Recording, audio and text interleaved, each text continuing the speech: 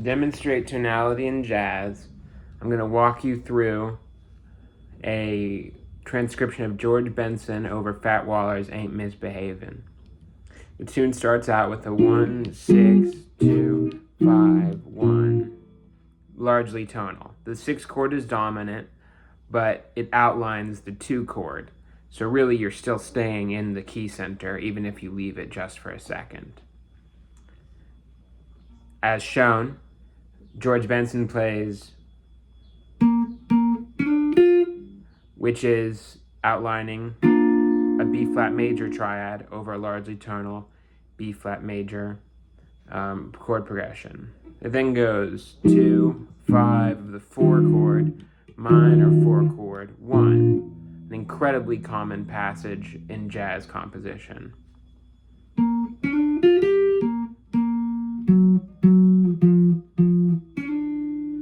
So to outline that, he starts and he outlines a B-flat major triad, because that still works over this.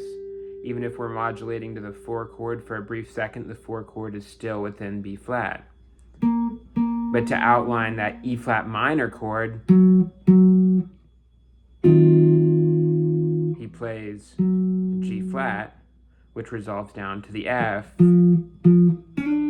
which goes to the D natural, which is the 5th of the G7, because it goes back to the 1, 6, 2, 5. He then starts with, over the 2, 5, he plays over the 2, 5 starting on the 3rd, and then he uses the 7th of the F7 chord to bring to the root of the D7 chord. So see there, he's outlining a 3rd into a root. Again, chord tones on downbeats, kind of the rule of the law. Then he starts another phrase.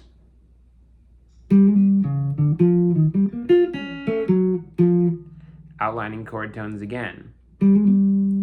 See, he adds in a little A flat there, but it's just to bring attention to the root of a G7 chord, which then he does a C sharp to bring attention to the 5th of that same chord. And here he does leave the chord tones on downbeats for a second. But it behaves like you'd expect a non-chord tone to behave. The 4 of the C minor chord resolves down to the 7th.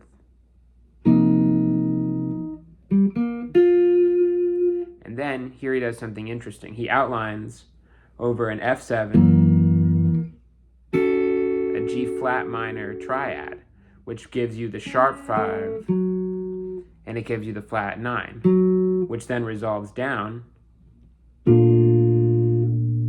to the 5th of the B-flat major chord.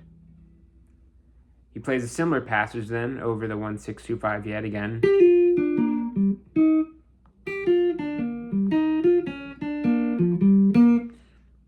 Again, landing on the E-flat over the C minor, outlining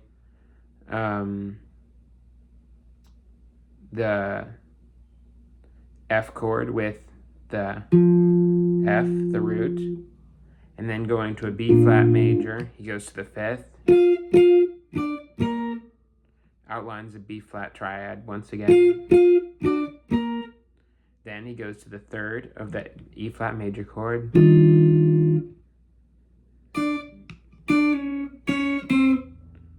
He goes to the 7th, I should say.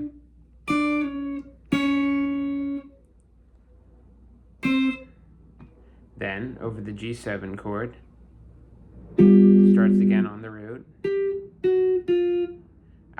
Starts with the 3rd on a C minor 7 chord. 3rd of an F7 chord.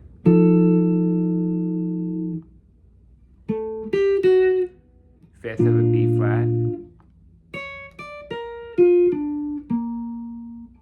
And here's he does something actually pretty interesting. he outlines a C and an E natural over a B flat major, which are the 9th and the sharp 11th. So here you could kind of think about him thinking about this as a D, just as a D7 chord, because the D7 chord comes next. That's a 7th to 9th, then 13th to 5th. You can see this throughout the rest of the transcription. I won't go into it in detail, but you can see how largely, for the most part, jazz improvisers outline chord tones and use underlying structures to create melodic motifs.